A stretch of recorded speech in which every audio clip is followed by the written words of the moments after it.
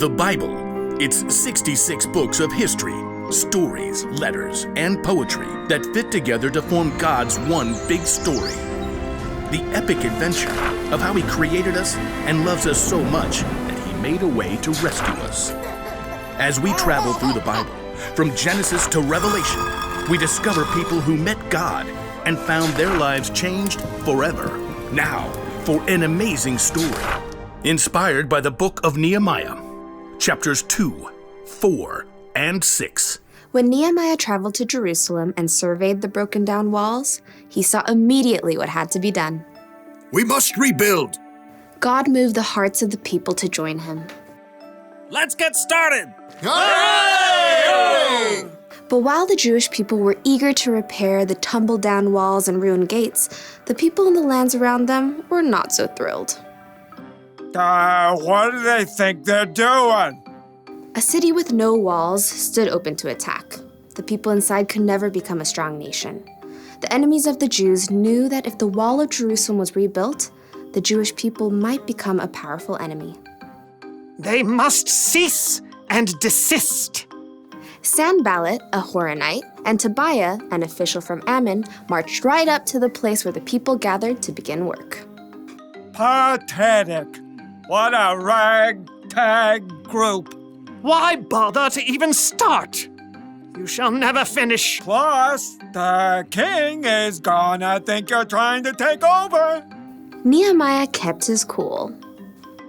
The God of heaven will give us success. We serve Him. So we'll start rebuilding the walls. Good luck with that. Nehemiah and the Israelites didn't need luck. They needed God's help. It was true that a few of the Jewish people were builders. Let's see. We've got priests, nobles, goldsmiths, perfume makers, farmers, grape growers, shepherds, any stonemasons. Well, let's get organized. Where he could, Nehemiah assigned each family group to work on a section of the wall closest to their home. Eliashib, you and the other priests will rebuild the sheep gate. Then, work on the wall up to the Tower of the 100. On it! Hassanah's family, I want you to work on the fish gate, lay its beams, and repair the doors with metal bolts and bars. We've got this.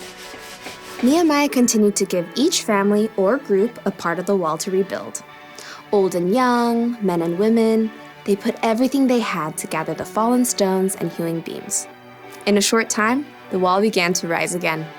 Inconceivable. Sanballat and Tobiah were shocked to see the Jews actually making progress. They would mock the work to anyone who would listen. Do those Jews think they can make the wall new in a single day? Preposterous! The stones are all scattered and piled up like garbage. Suppose an itty-bitty fox tried to climb up on that excuse for a wall. Ah! The whole thing would fall down. Once again, Nehemiah ignored the heckling. Instead, he prayed as he worked. God, please listen to our prayer. Some people hate us. They're saying bad things about us. Don't hide your eyes from their guilt. With a burst of energy, the people worked even harder until the wall was half as high as it needed to be. Preposterous! Time for some action. Tobiah and Sanballat began to plot with the surrounding nations to attack Jerusalem before the wall could be finished. We must set guards, day and night. Even with guards in place, enemies threatened, and the Jews were exhausted. There's rubble everywhere, and our enemies say that no matter where we are, they'll attack. Nehemiah refused to be distracted. He stationed families at the weakest parts of the walls, armed with swords, spears, and bows. Don't be afraid. Fight for your families. From that day, everyone carried their weapons, even as they worked. If you hear the sound of the trumpet, run to join us. God will fight for us. Nehemiah and the Jews worked from the very first light of sunrise until the stars came out at night. At last, the wall itself was finished. It's full height. All the gaps are filled. Yeah! But we can't rest yet. The entrance gate still must be repaired. Sanballat was furious, but he had another play to make. So he sent a message to Nehemiah, who was working high on the wall. Sanballat says, "Come, let's talk with one another. Let's meet in one of the villages on the plain of Ono." Oh no, I don't think so. Nehemiah knew perfectly well they were planning to harm him, but he stayed focused on the work and sent his own messenger to Sanballat.